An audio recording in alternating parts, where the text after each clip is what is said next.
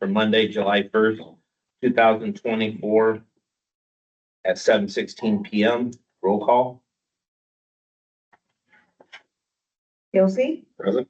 Heffley, Present. Collins, Present. Campbell, Present. Blackwell, Pledge allegiance. I pledge allegiance to the flag of the United States of America, to the republic for which it stands, one nation, indivisible, with liberty and justice. Thank you.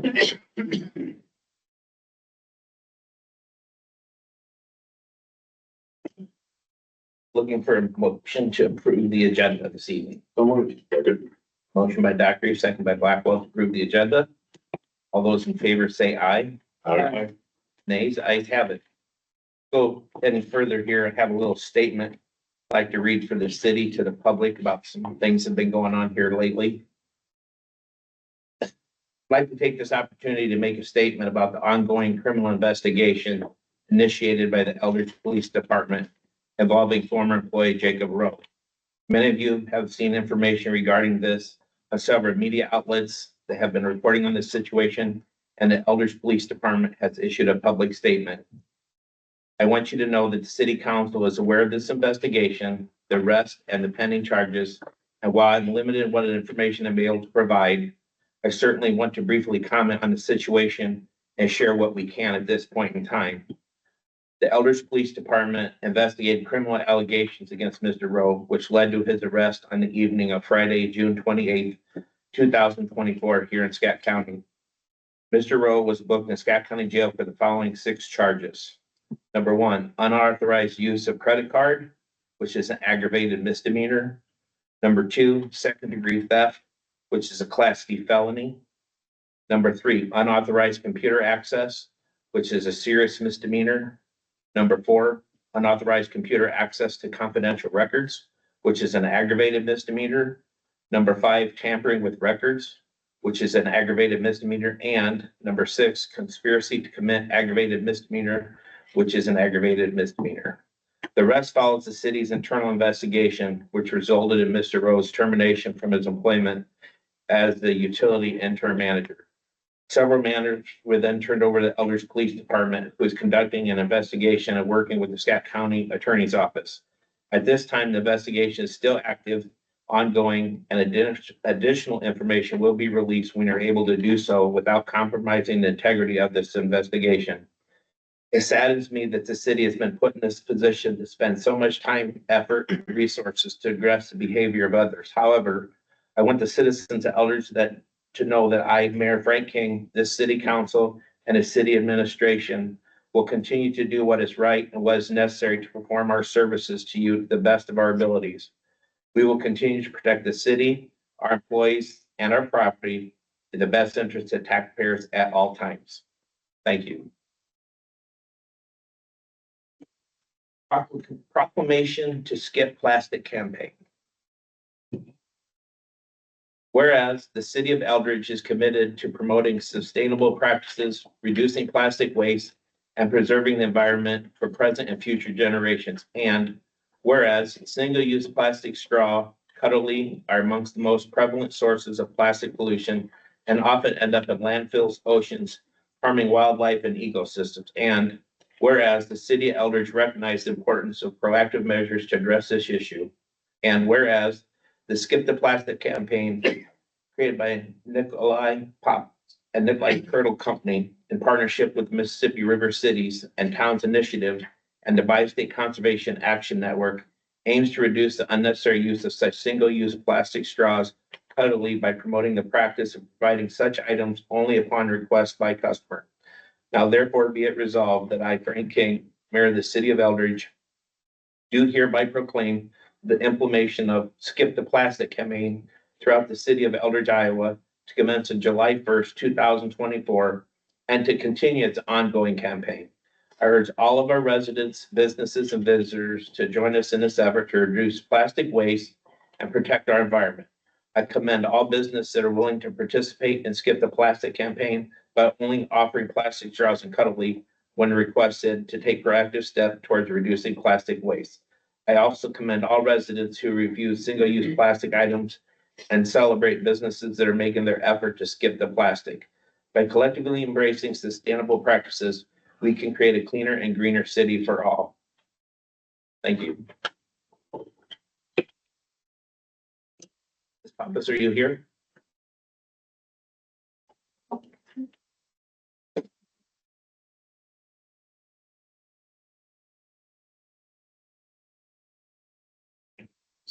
Good, thank you.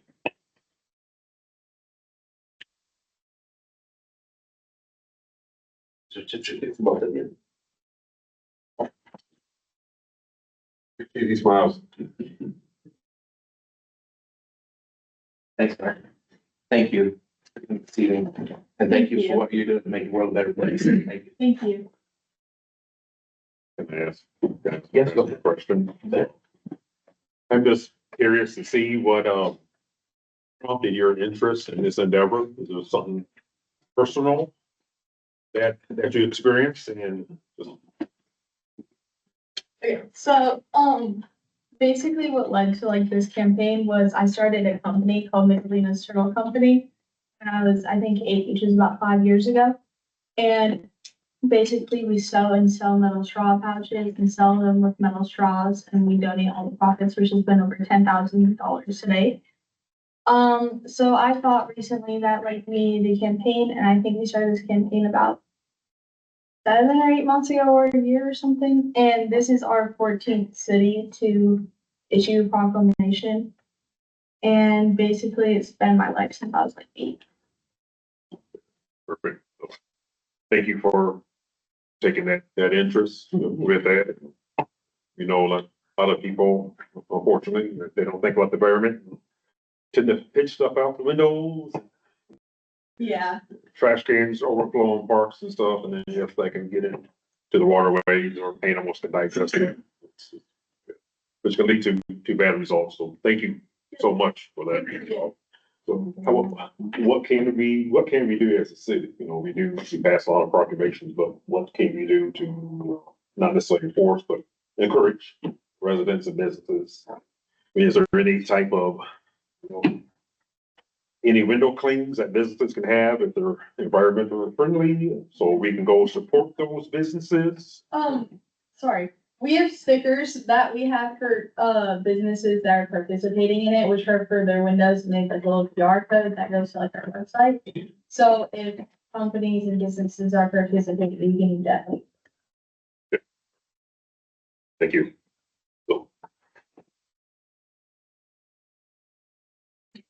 Okay. Public comment. Is there anybody in the audience who wants to address the council and anything that is or isn't on the agenda this evening? Say your name, sir. My name is Ron Yossi. I'm a resident of Elbridge. And I was part of a conversation, informal as it may have been a week or so ago.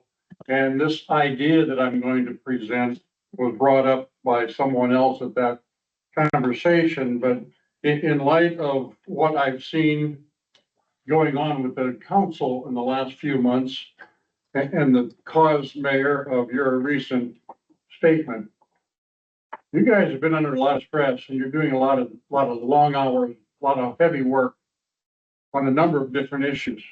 And all through this, I've not really seen a full lot of, I would call team building, a chance for you to let your hair down.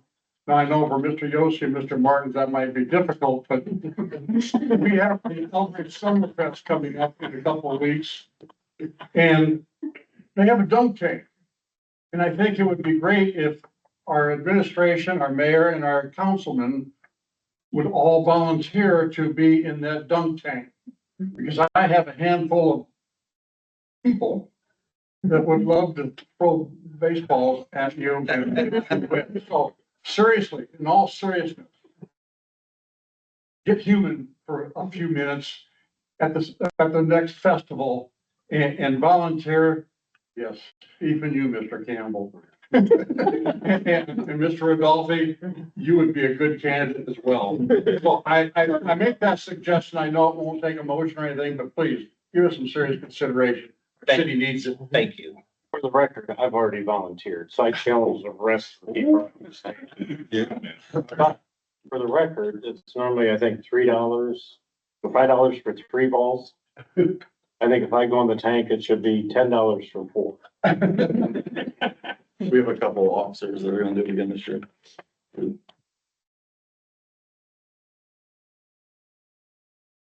You know, as everyone's bowing their heads like, Can I put that in the form of a motion? you can say that I challenge the rest of the council. I'll do it.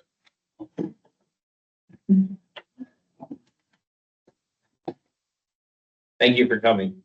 Thank you. Thank you so much. There's a few people that keep running to the ATM to get me. Keep up the great work.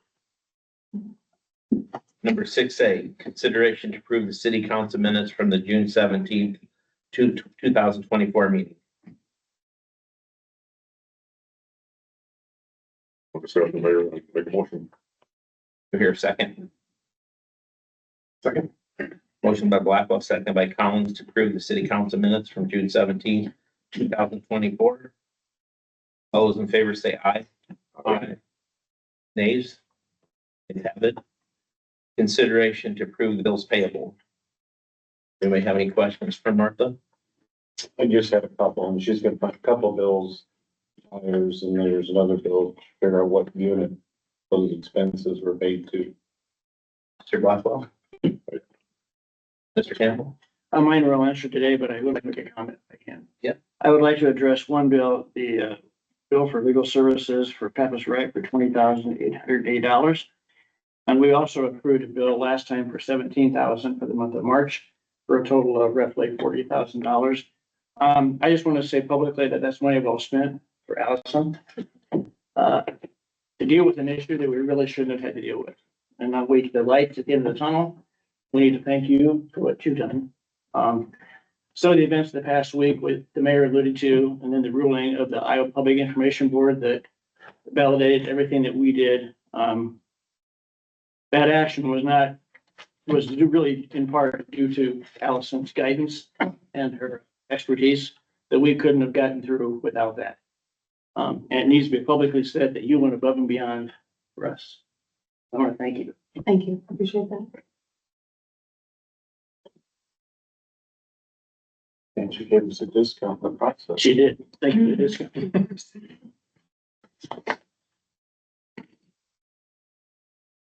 Make a motion to approve the bills as presented. Your second. Second. Motion by Dockery, second by Yossi, approve the bills payable as presented. All those in favor say aye. Aye. Nays, the ayes have it. 6C, consideration to approve liquor license renewals. There's 4 of them, so we'll do them one at a time. The first one is Al Jerry's Tap.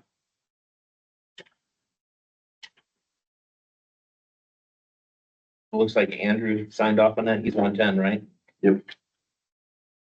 Can you verify everything looks good on them? Okay. It looks like the dates were correct on the effective date and expiration date. Does anybody have any questions on that one? I make a motion to approve Ellen Jerry's liquor license renewal.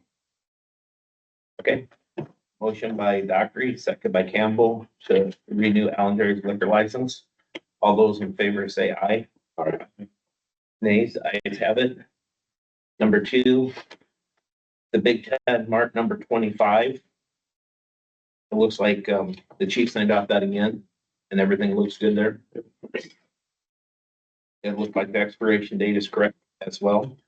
Didn't be any questions on Big Ten number 25? That's one, east of the highway. Yeah, 14th Avenue. Make a motion to approve their renewal. Motion by Dockery, second by Collins to approve Big Ten number 25. All those in favor say aye. Nays, ayes have it. Number 3, Big Mart number 20, Big Ten Mart number 27. This is the one across from the grocery store. See the chief signed off on that again. Think we're good. Yep. Make a motion to approve the Big Ten Mart number 27 license renewal. We're here second. Second. Motion by Yossi, second by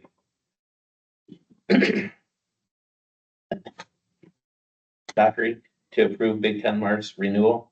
All those in favor say aye. Aye. Nays? Ayes have it. Number 4, the City of Eldridge Community Center. I see 105, that's you, right? Everything looked good there? Yep. And that's for a 5-day license, correct? Number 4 would be the community. Oh, that's the next one. Yeah. Okay, Make a motion to approve the community center license renewal.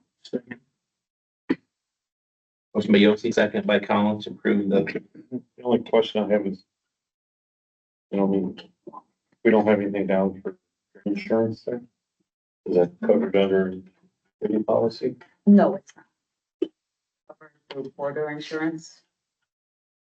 I'm not sure why the state didn't have any information on that. So I'll make it like I do any, we can approve it subject to verification of stream shop insurance, like we do anybody else. And we have it, if you like, I can send you, I just received it today. I can send you a copy of it. But we have it for the summer. And it would be the same one for the community center. I'm not sure why the state didn't. It doesn't show it. They have the effective date under the license information, and then under the insurance company information, they have the name, they just have it listed, separated out this one. So on the second page of the application, they have Founders Insurance Company. But they don't have any effective date. I'll check with the state on that. Where they do on the 5-day summer fest, they have the effective date in. Like I said, read the motion subject to us clarifying the dram shop insurance for here. That's typical what we would do with any business. is that your motion? Yes, sir. Okay, do I have a second to Brian's motion? Second. Okay. By Dockery, second by Blackwell. On contingency on the dates on drum insurance. All those in favor say aye.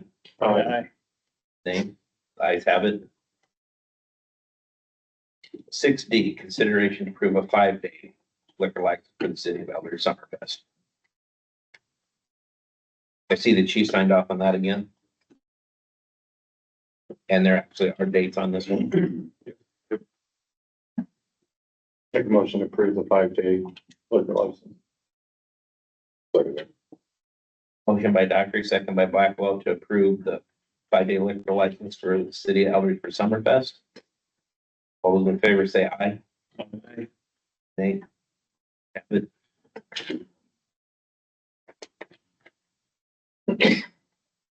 Consideration of a second reading of ordinance 2024-9 establishing a speed limit on Lincoln Road. Jeff, has anybody called in on that? We've received no comments, Mayor. All right. So,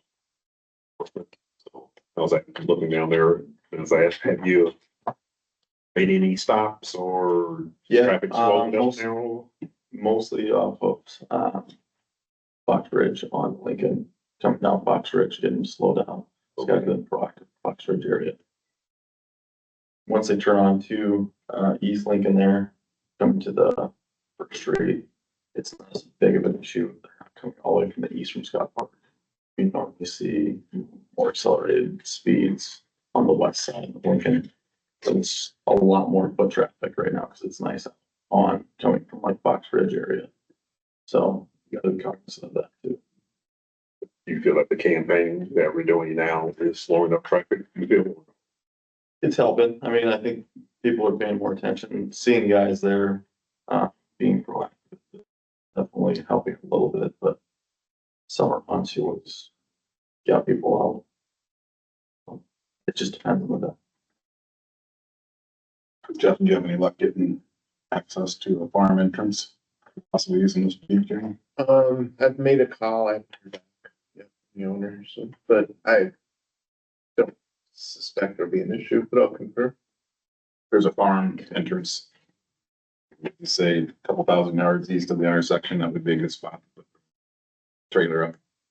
That's a trailer. I've not heard. I know we were GTSB funding. Yeah. So we also just ordered another LiDAR today, which is a handheld radar too with GTSB. So that will come in handy for spots like that too, where you can sit more stationary. But we're gonna be looking at end of July and sometime in August doing our GTSB projects for traffic enforcement. So that could be one of the areas we focus on for a select amount of time during the project. Might be able to just contact the landowner that we're gonna put one there. If the insurance is within the right of way, we have the right to do it. You know, with crops growing and depends if there's corn or beans in there right now. If there's corn in there, they probably won't be touching it again until harvest. Sure, I'll make a courtesy contact. I don't anticipate it being an issue. With that being said, Your Honor, I'd like to make a motion to accept this as the second reading of ordinance 2024-01. Second.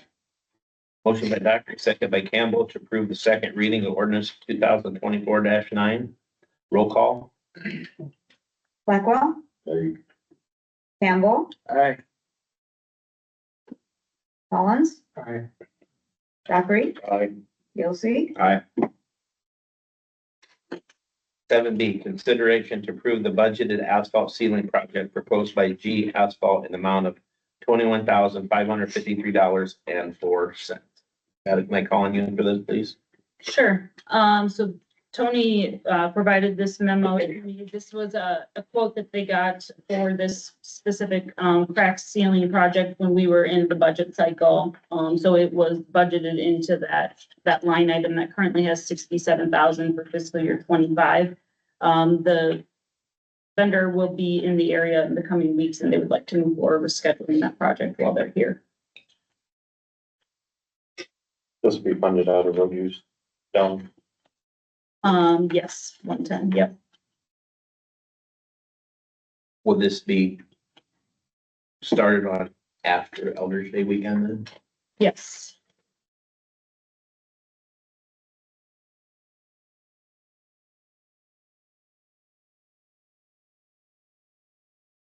Do I hear a second? Motion by Blackwell, second by Yossi to approve the budgeted asphalt ceiling project by G Asphalt in the amount of $21,553.04. All those in favor say aye. Aye. Nays, ayes have it.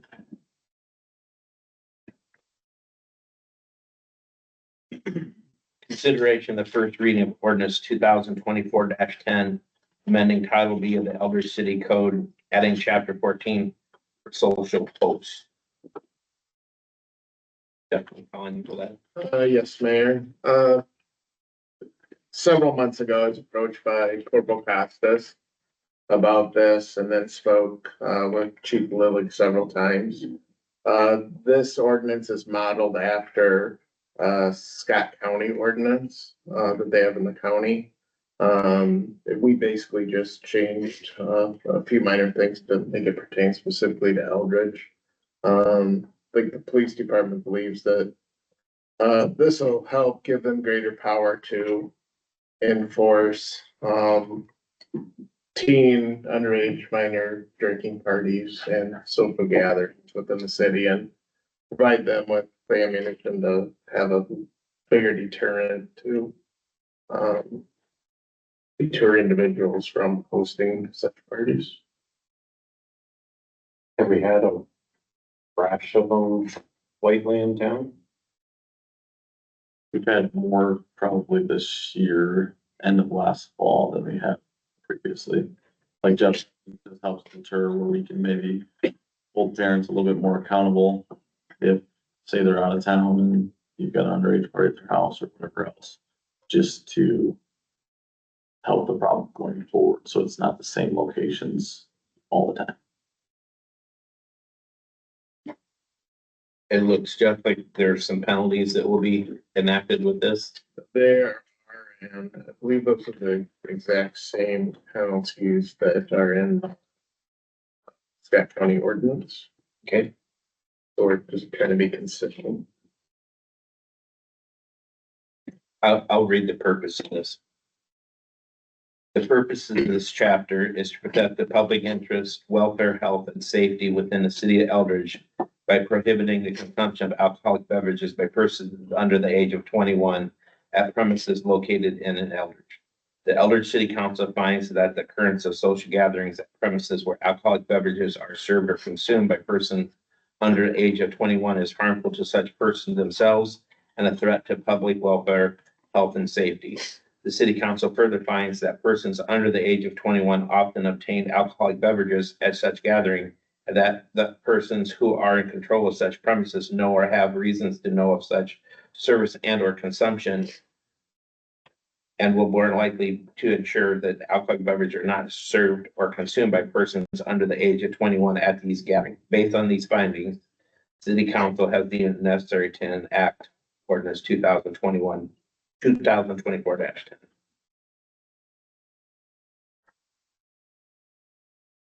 I hear a motion to approve the first reading. So moved. Motion by Blackwell, second by Campbell to approve the first reading of 2024-10. Roll call. Campbell. Aye. Blackwell. Aye. Josie. Aye. Hackery. Aye. Collins. Aye. 8B, consideration of the first reading of ordinance 2024-11, amending chapter 8, amending title 8, chapter 2 of the Eldridge City Code, adding a section 3.02F, repeat offenders. Jeff, can I call on you for this? Yep, Mayor. This one's been more than a year in the making. When I attended the Iowa League of Cities nuisance conference last summer, this was a topic of conversation. And several cities similar size to ours, were in the process of making an ordinance such as this. I've been working on it, kind of had it on the back burner with the rash of grass and weed. Enforcement notices that have been sent out this year. I decided that it needed to be a priority, so. I went and finished it out. Basically, we're seeing certain properties kind of using the city as a lawn maintenance service, and I'm hoping that this will deter that from continuing to happen. If I can, show them a copy of this ordinance once passed and let them know what the penalties are, which are the same as for a municipal offense. Because apparently the $75 plus the actual cost that we're charging right now isn't enough. That seems to be a bargain. Maybe every 3 weeks when the notice goes out, if they had to pay somebody $35 to mow it every week, maybe what we're charging, isn't enough there. I don't know, but we've seen a rash of them and I'm just hoping that this will help stop that from happening. It takes a considerable amount of public works time and my time every time we've got to send one of those notices out, whether it's for grass and weeds or anything else. And this allows us to mix and match. So if the same property doesn't shovel their snow and doesn't mow their weeds and, does something else, we can mix and match those violations. It would then be a municipal offense and allow us to. Are we gonna base this on a calendar year so we can track it? The ordinance says within a 12-month period. But if somebody gets their first offense April 1st, who's gonna keep track of? I have a spreadsheet. It's very easy to keep track of. Good enough then? Those repeat offenders, Jeff, is that public knowledge? Can those properties be shared? Yeah, I assume that everything I do, I think is public record, so. Maybe it might be nice just to publish those. Sometimes it takes a little bit of Sure. humiliation before people, start doing something even. Well, we have to make sure the circumstances are that if someone's got a health issue that can't get out And that's, and get it. I mean, you use common sense in your approach. sure, and that's usually my first question, because it's usually a neighbor, complaining on a neighbor. My first question is, have you spoken to this person? Perhaps there's, an illness, perhaps their mower's broke or some other issue that you're unaware of. Perhaps they're out of town on vacation and somebody was supposed to mow it for them. So that's my first question is to contact this person and had a conversation with them about it. And that's what the city encourages to happen.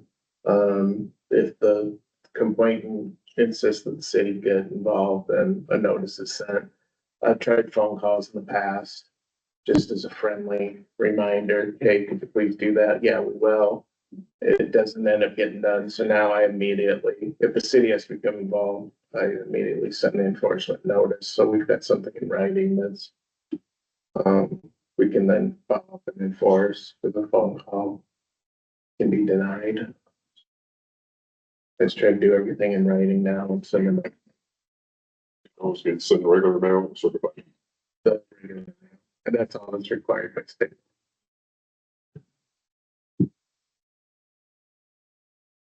Do I hear a motion? So moved. Motion by Yoshi, second by Collins, to approve the first reading of ordinance 2024-11. Roll call. Blackwell, Aye. Campbell, Aye. Collins, Aye. Dockery, Aye. Guilty,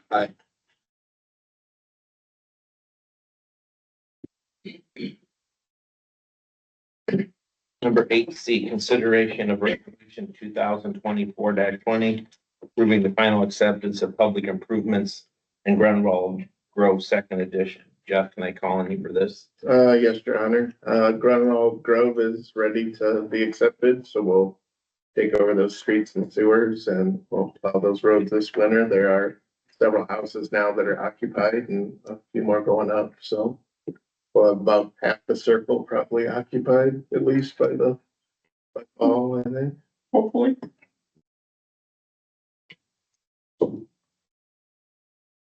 To hear a motion to approve the final acceptance. So moved. Motion by Collins, second by Campbell, to approve the final acceptance It's around, so. for Grunwald Second Edition. Roll call. Guilty. Aye. Dockery, Aye. Collins. Aye. Campbell. Aye. Blackwell, And Your Honor, for the record, our city engineer did recommend.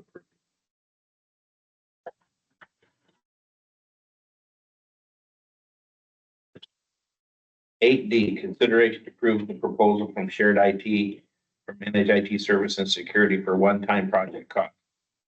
$2,350 and monthly service fee of $2,558. Jeff, can I call on you for this? Yes, sir. So I reached out again, at last year's, Iowa League of Cities, I guess, what was it, their conference, just their annual conference. They had several vendors there. So as Nevada and I, it's been our practice since we've both been here, just checking prices on everything. So meeting some of these other vendors, we decided that'd be a good opportunity to just check some pricing. And so we reached out to VC3, who's the Iowa League of Cities recommended vendor for municipality technology issues. They came back with a quote, a proposal of $3,816.71 a month. I also reached out to another Des Moines company called Hub that's not on your sheet. I didn't get an official quote from them, but they said it would be around $3,400 a month. But to get the actual number, we had to pay a $2,500 assessment fee. So given this quote and the other quote, I didn't feel it's necessary to pay the $2,500 and take that any further. We've been happy for the most part with Shared IT. Some of the recommendations that we got from the Iowa League of Cities to increase security, we talked to them about.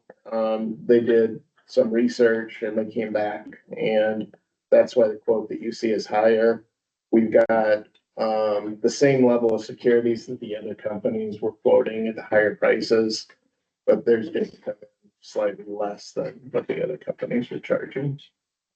So, the administration wise, we're recommending we just stay with shared IT and just increase the level of security by using some additional software and some different software.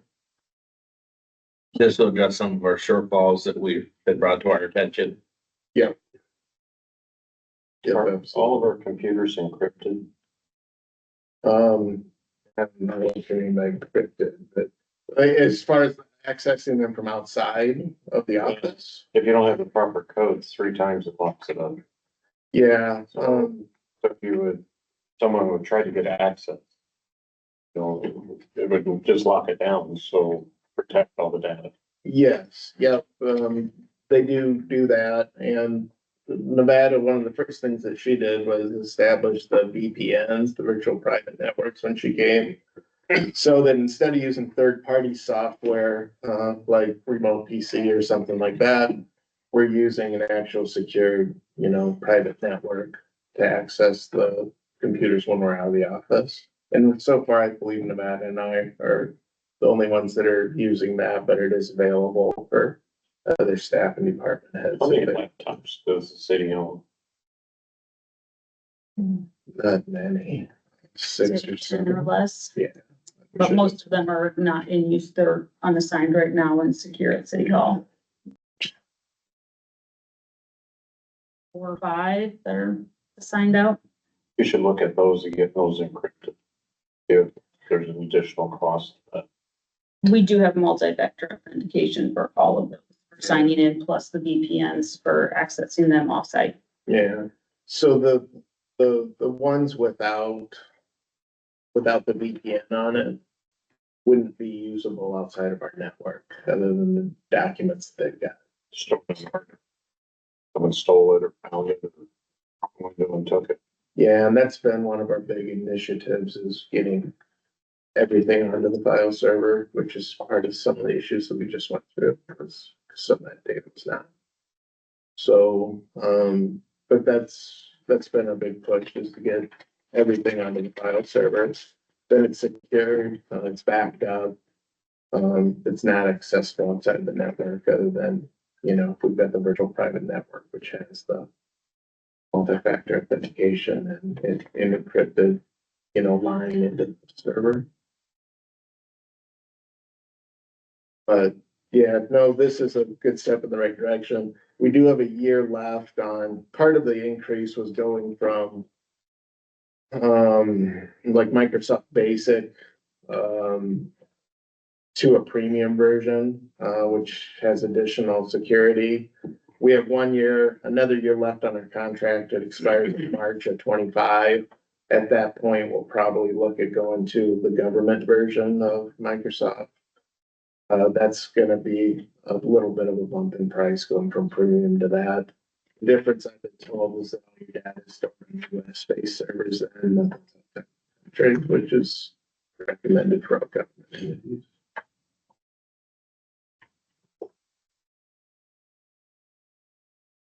To hear motion. So moved.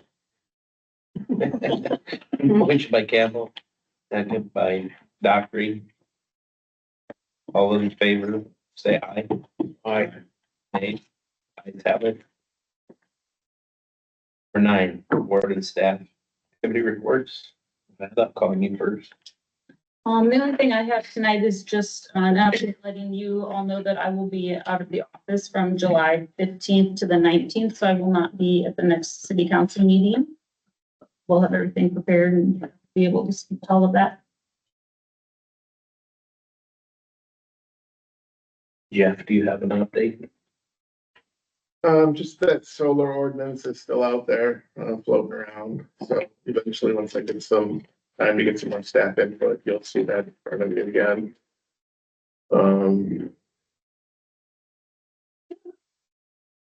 Okay. Thank you, Jeff.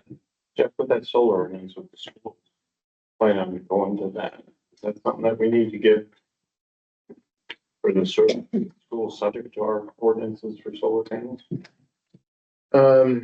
Yeah, I mean, it'd be.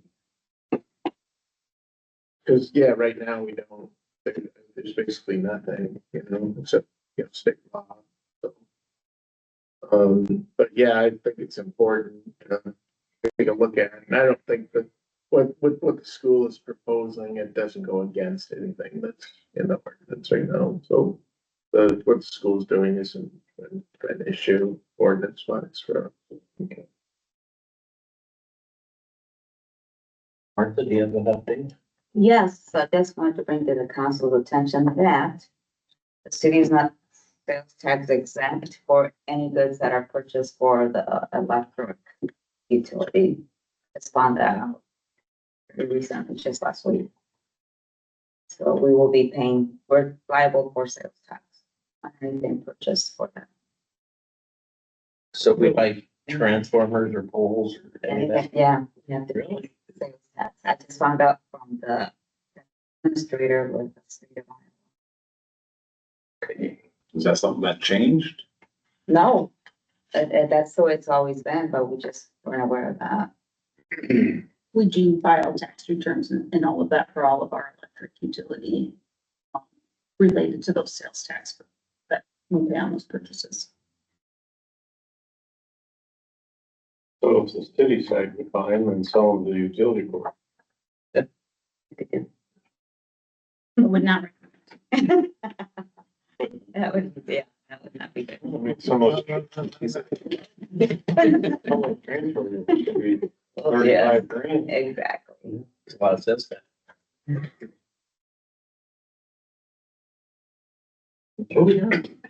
Brian, do you have any update for the police department? Yeah, I've got a couple things. Officer Sharp and Officer Sparrow successfully completed their field training program. But they are currently on their own now. Haley is probably halfway through the academy right now. Graduates in August timeframe, so she's on track for that, doing well. That's good. We did just get the air purifier middle last week, got that plugged in, the evidence from, and within 2 hours, you could definitely tell the difference. Yes. So that's good. So we'll keep an eye on that. See how we did the school training on June 25th with multi agencies, Scott County, PD sent some guys, Princeton Chief came down, all the fire departments participated, medic. Scott County Dispatch, training went really well. A lot of good learning points for us to build on and train for the future. School is great. So that went really well. Chief Schneckloff is wanting to kind of do something, maybe not big a scale as that, but annually, just for training purposes with the PD and the rescue task force and things like that. So that went really well. That was a year planning. So it showed us a lot of stuff to work on in the future. And then the last thing is just kind of get ready for it. Got pretty much everything scored by the year. And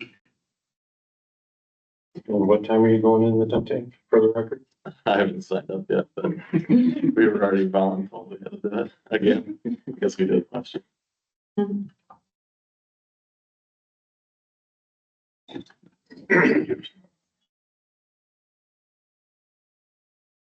I want to go in mid-afternoon when the water's warmer.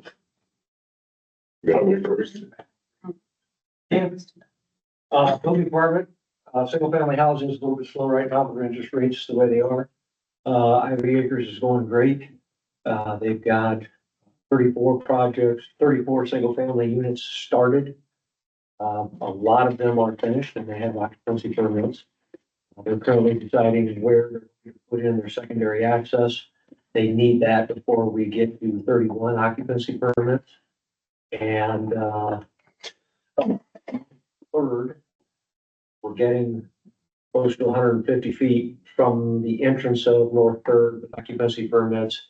And if we get past 150 feet, that creates fire hazard for having a dead end too long. So they are putting a hammerhead at the end of that. Might see a little gravel being hauled in there this week. So other than that, a lot of small projects going on. Those are always more time consuming. Figure out the best way to kind of get things done easy, and other than that, things are smooth and quiet and everybody's happy. Keep it that way. On Ivory Acres original plat, they had to put in a gravel access, emergency access from either East Price Street, off First Street, or they had to run it west or further east, going over to Sixth. And Yeah, and they've sold that property to the east, to Ben Easton, they're still obligated to put the. but they're still access. obligated to put the secondary entrance in. And right now, I spoke with, Clint, who works with, Aspen Homes today. And basically, the only decision they've got is whether they're gonna put it in as a fire lane access for a while, or whether they're gonna go ahead and do the infrastructure and just start building on phase two also. So he said he'd have an answer back to us within a few weeks. Yep. Any other questions? Thanks, Ray. For 10. Closed session pursuant to Iowa Code 21.51C to discuss strategy with council matters that are presently in litigation or where litigation is imminent, where its disclosure will be likely prejudice or disadvantage the position of the governmental body in that litigation. Your motion for closed session.